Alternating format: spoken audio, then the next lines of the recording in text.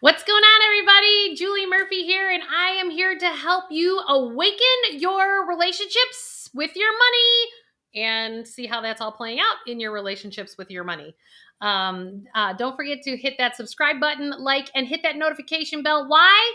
Because I'm going to help you get to a life that you absolutely love. Today, Rita was not actually here to help us on the Awaken Your Relationships. And so I thought I'd dive deep with you in terms of how is money used in our relationships and how is it used as a power play? How is it used as a lack of empowerment to keep you in victim mode? And how do I help you stay in a great neutral state with your money inside of your relationships? Because that is the number one cause of divorce, the last time I checked, was because of money issues, whether it's a lack thereof or fighting over too much or anywhere in between.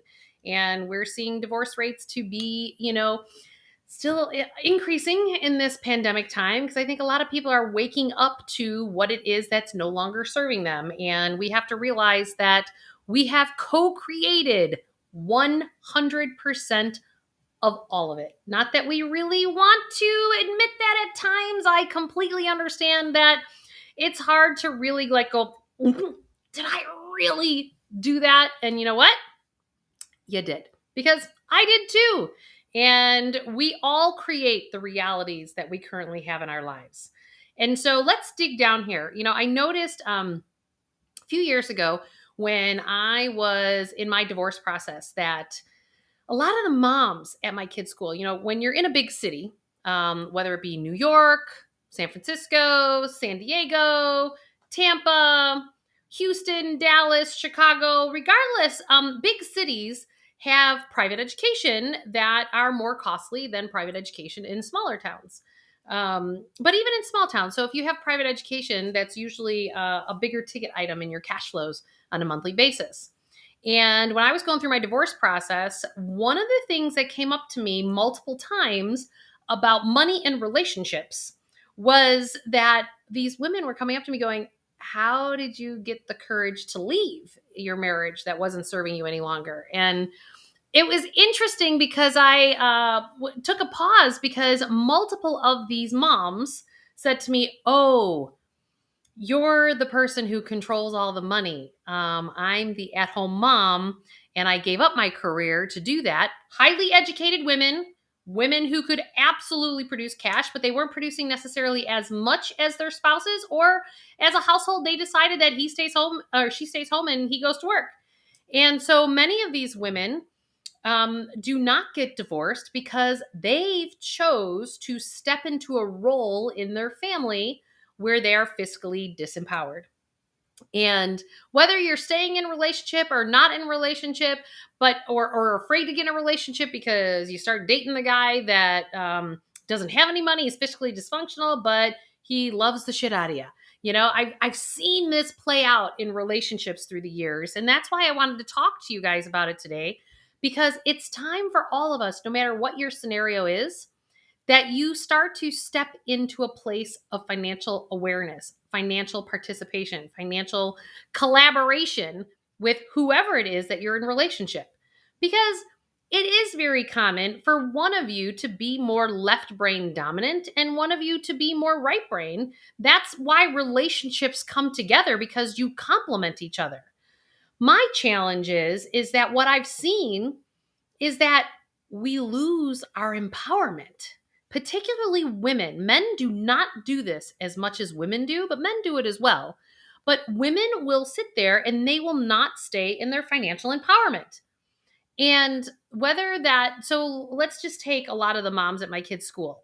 So they are staying in relationships. This was the common thread that I saw across the board, because the person in their household who controlled the money controlled everything from I need you to do this and that. And, where they weren't actually stepping into power in their households either. Like, it wasn't just showing up in their money, it was also showing up in the relationship. Because remember, I always say we work things out or we act it out through our money, through our health, or through our relationships. And often it's not one or the other, it's usually a little bit of both.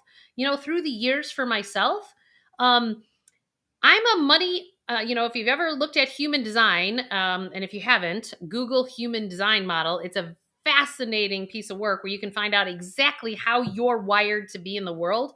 I'm what they call a manifesting generator. So, manifesting money and being a generator of money really has been super easy for me my entire life. Kids used to love being in my homeroom when I was in grammar school because no matter what sales thing we had going on, whether it's taffy apples for the band or it was sales kits for your homeroom, we always won the pizza parties because I could generate money coming out of anywhere. And it's not a surprise I'm in the money business these days. And I help people generate money and maintain and grow what they make. And so I always attract, you know, in relationship, someone who doesn't necessarily always have their as much cash flow as I do or as many assets as I have. Again, that's not good or bad because they have other gifts that are amazing in relationships. So understand that all of us have different gifts. But here's the difference. Are you losing your power financially in those relationships? Or are you staying in your financial power in those relationships? And that doesn't necessarily mean that you have a job or you don't have a job. It's about what is the added value and your awareness financially. So you have to add value in other ways, yet also keep in partnership in your awareness. Oftentimes in the financial services industry, we're coached to the fact that you better talk to the woman about the money because she's going to outlive the man. And I've had men say to me that the only reason we're coming to you as our financial planner is because you're a female and my wife is comfortable with you. But the wife then sits there as a mute and knows nothing about their fiscal situation. And so my job is to actually start to get women to have their voice in their relationships. Many of those women are college educated. They didn't go to college to get their MRS degree. They actually went to college to get an education and their own income, but somewhere along the boat, they lost their power. Now, there are other women on the other front that they've kept their power the whole time. They went through college, they got their degrees, they're in their 20s, they're making their careers work, they're in their 30s making their career work. And all of a sudden, like, all my friends are getting married, all my friends are having babies, and well, I've got a great career and I've been this great consultant flying around the world or a school teacher and I've made myself a net worth and an income that's creating the household that I have, but I'm missing the love piece. And when I do go out and date, I'm dating the guy that's fiscally screwed up. And so I don't want to screw up what I've already had because this guy's already declared bankruptcy or he's, credit card debt up to the yin yang. And again, the yin meets the yang. It complements each other. Doesn't mean that it's right or wrong.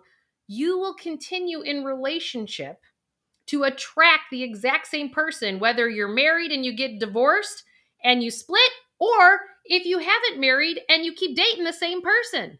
Whether you're male or female, this is true. And why is that? Because you are not coming from a place of financial empowerment. You're coming from a place of financial scarcity and financial poverty. No matter even if the household has lots of income, because there's a lot of poverty at the private school that my kids go to school with, and it doesn't come in dollars and cents, but it comes from other areas of life, like quality family life, because somebody's working way too much and cranking the job career thing out, or they're being raised by nannies and not by their mom and dad. And so somebody else's value systems are being imposed on them. There's all these little things how we work it out and we act it out through our health, through our money, and through our relationships. So how do we get to a place of empowerment? Let's just say, as an example, you're like the moms at my kids' school that approached me and said, how do you get out of this marriage because you don't control all the money? Well, the first step to do that is, I have a couple clients that I actually worked exactly through this process with. And I need you to stay in a place in your relationship that you're completely agnostic in terms of, is this meaning I'm getting divorced? Not necessarily. A man usually doesn't like a woman who just folds over and rolls over and just does what he says, even though that's often how it goes down, because we're in our trauma or our rejection from our childhood, which is our subconscious patterning, which I have lots of videos on that. So go ahead and check them out. But we're in our traumas, our rejection, instead of in our power. So it's about the fact that if you take it upon yourself and say, you know what? I'm going to choose to be financially empowered in my relationship. What does that mean? That means that you're going to increase your awareness, because we often at my wealth management firm will witness women who choose to not only do they not have anything to do with paying the bills every month or, years ago, let me bring this up. Years ago, the wife, and this was actually true in the beginning part of my career over 25 years ago, that men would do the investing, the woman would do the cash flows. If you looked at anybody's grandparents in their 80s or 90s today, that's how those households worked. That was the balance of financial empowerment in those households. And then what happened through the years as things got busier and people are running all over the place, more and more of these at-home moms didn't run the checkbook any longer. And it turned into almost like a control dial or control mechanism from the other party who wasn't working, because that could be male or female. Because women often, if they were the ones that were the income earners, they went into the power seat and the control seat. It doesn't have to be male or female. And so are we using that control mechanism to reduce your own personal stress? I know that was my case in my world. I was the one that ran all the finances, but it was a way that I actually tried to manage my stress around managing a company, managing 4 kids, an at-home dad, and a nanny, and all the other things that were around with all that. And that was me in my stress coping mechanism. If you watched any of my videos with Rita Hickman on Awaken Your Relationships, she often talks about how when we're in relationships, that we will do one of 6 different avenues to manage our stress. And one of them is controlling others around us. And control with money happens all the time in relationships. So, again, I want you to step into this and be agnostic. If you're in a relationship today and you are not in your financial empowerment, how are you going to increase your awareness or increase your financial empowerment in your relationship starting going into 2022? What do I mean by that? So it may be, I have a client that I've been working with. How she's doing it is that over the last couple of years, she's never going to make as much money as her husband. And she was the at-home wife. And she's super grateful that he provided all those years for them. But their relationship is not, it's more of a provider and someone who's taken care of versus like this dynamic love relationship, which brings, so much more happiness when we can get the money piece out of the way. So she had started to ask questions. I'm like, okay, I'm just going to give you some questions. She was terrified to tell him that she was going to hire a financial planner to start to understand her accounts. His response was exactly the opposite of what she thought it would be. She was terrified because he yells and he's a barker. And she was terrified to actually tell him she was actually meeting with me. But then I told her, I said, no, that creates more fiscal dysfunction. This is not stepping into our power if you're doing something behind somebody's back. So I asked her, why don't you ask him these questions? Can you have the statements? Now, what happened on the other end? He started to get vulnerable. So, and you know what? This is not just one situation. I've actually, over the last 25 years, I've actually run into the same pattern. This is how I know how to do this at this juncture because I've seen it so many times. It happens all the time. So if you've been in a marriage for 20, 30 years and you've lost your financial empowerment, know that start asking the questions, going, you know what? I just want to really understand this stuff. And I'd be grateful if you could help me on that journey. Now, depending on the vulnerability of your partner, they may not want to share that, or they may be just fine sharing that. And it's about starting to open up to a new level of vulnerability that for whatever reason in relationship, you guys weren't willing to go to before. Now you may be going into this thinking, going, Well, I want to know what the hell we have because I'm getting divorced because I'm out of here, but I don't even know what I have. So I'm going to sneak around and I'm going to figure out, how do I have what I have? How do I figure out what I have? I've helped women who the spouse won't even give them the tax returns because they're like, oh, what do you need those for? And it's just because he's handled it for 30 years. Not good or bad. It just is. Let's stay out of judgment. Let's just stay in neutrality going, I just want to increase my financial awareness. And I'm going to stay agnostic to whether or not we stay together in our marriage or if we split up our marriage. Stay in neutrality. Why? Because you have no idea that whether you're the husband or the wife and you're not financially empowered, it's about you starting to have your voice. That it could actually improve your marriage if you actually step into actually not being someone who's just being dragged along for the ride. And for years, it was probably for a very good reason because you were holding another part of the container of the family. Now, this also shows up with those of you women who maybe you never got married, right? You're in your 20s or 30s and you're in your 40s now going, well, that ship has sailed. And all of a sudden you meet that guy and you're like, oh, it's the same dude, right? He's not fiscally responsible, didn't really build too much up. He was the playboy all those years and he had a lot of fun with the money they made. Or maybe he was, an artist and didn't make that much money. And what he did make, he spent on clothing and whatever. I have seen this pattern a ton with women that is off the charts in terms of giving up your financial empowerment after 10, 20, or 30 years of being single and then getting in a relationship and thinking that the man knows better financially. This is where we are really in our stuff. So you get out of college, you fiscally start your plan, you get your saving and you're on this rocking and rolling and you're solid and you're holding your ground because you want to stay true to yourself and you did better than maybe one of your friends who got into a marriage and gave up all of her financial empowerment. You're seeing her going, that's never going to be me. I'm not going to allow that to happen. But then your stuff is coming up in a whole other different way. Remember, we work things out or we act it out, and we do it through our money, through our health, or through our relationships, right? So how do you fall into a place of financial disempowerment? And it just happened again in the last few weeks with another client, which is why I actually want to talk to you about this because I've seen this with so many women through the years. The first time I remember recognizing this pattern is this woman worked for a company. She got all this company stock. And finally, we were in our mid 30s and she finally met the guy and all the married women came to her bachelorette party. I was so happy because she was so cute and so adorable. And she finally got the guy that she loved.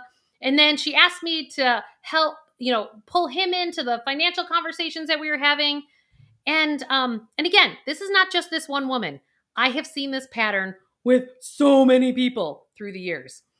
And what she did over time, she chipped away at her own financial empowerment because he worked for a bank. And I've seen people, even people who are executives, the husband is an exec. Well, he's an executive and I'm just over here. I'm going, well, I'll ask, tell me about your financial history. And they'll tell me the history, blah, blah, blah. And I won't hear all of it because I hear all the good stuff, like how he opened up a brokerage account and bought all these stocks and he's so successful at buying individual stocks and blah, blah. And, I've heard that so often. But then I look and there's like no money in his savings accounts. There's like a third of the 401k money that's in her 401k money. And again, these roles could be reversed. It could be the man and the wife or vice versa. But usually, again, opposites attract. So you're going to attract the person who's going to provoke you to stay in your power and trying to get you off. What relationships do is you work out your subconscious patterning in relationships. And money is just one of the biggest ways that it comes out. So these women, what they've done over the years is they've done really good. They've built a great financial base. And then all of a sudden, when it comes to like the first big money decision that's joint, because a lot of times these couples will stay separate. And then when something goes to be joint, all of a sudden something happens in the dynamic of their relationship and she folds. This is what I see. And she turns over her financial empowerment over to the gentleman who, racked up credit card debt all those years or declared bankruptcy. These are the patterns I've seen, or just doesn't have any money at all.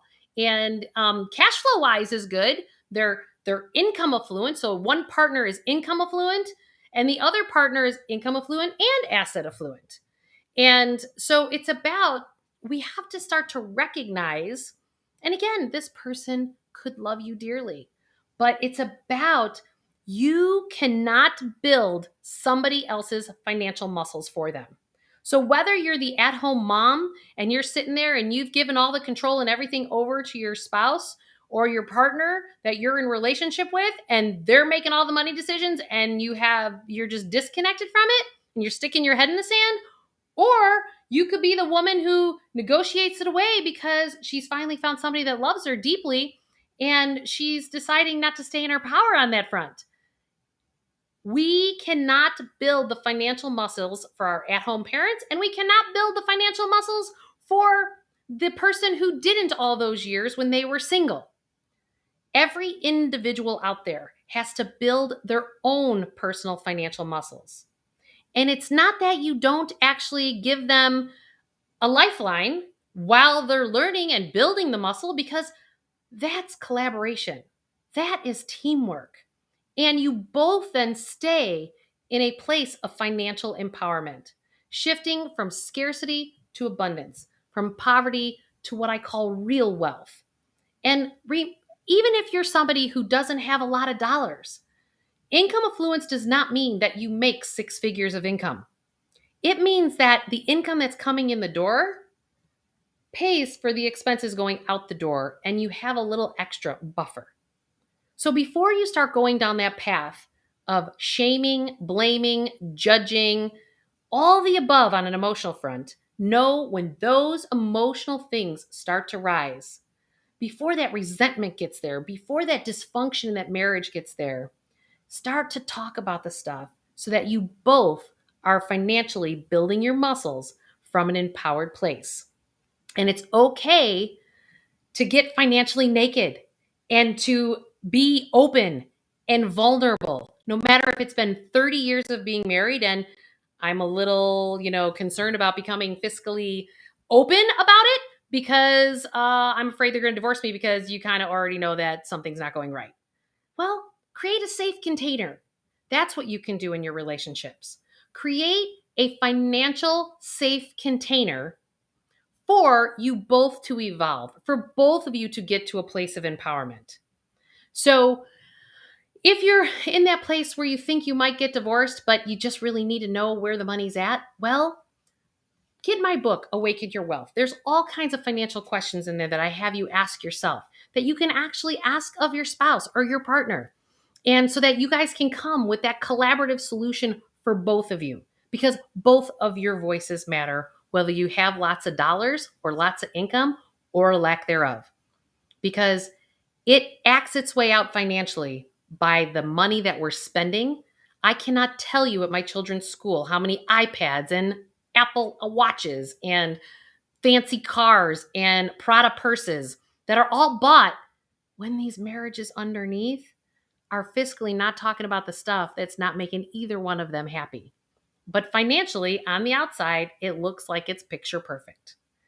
If anyone is in one of those relationships, start to open up those awkward conversations. And I'm telling you, as you step into your truth and step into who you are and you have those conversations with those people, I guarantee you, you are going to shift your relationship, whether it stays together or it breaks apart.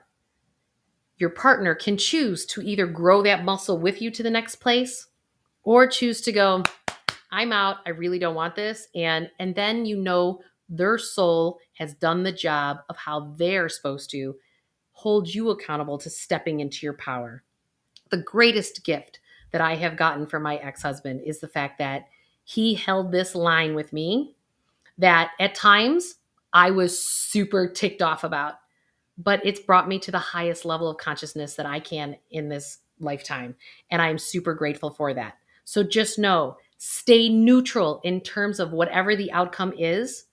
Hold that dream in your mind of what you desire, but detach from the names. I just said that to another person this week. Like, Just you choose to be the creator of your life. What's the dream with that female partner that you want? What does she look like? How do you two interface? What does your financial life look like? What does your life look like with the mixed family of children? What is that dream? And I said, now take the person's name out of the equation because it may or may not be her. You just know that that's your dream and that's what you want to create. And that is stepping into financial empowerment. And the same is true if you're single and you want to call that person in. Dream the dream and hold healthy boundaries so that you stay in your empowerment all along the way. Then you actually get the relationship that your heart really, truly desires because you've done the work that you need to do. Now, don't forget, hit that subscribe button, like, and that notification bell. And if you could please share this because I want us all to get to a place of a life that we love. And the only way I can do that is with your help to get the message out to all the others. Thanks, everybody. We'll see you soon. Take care.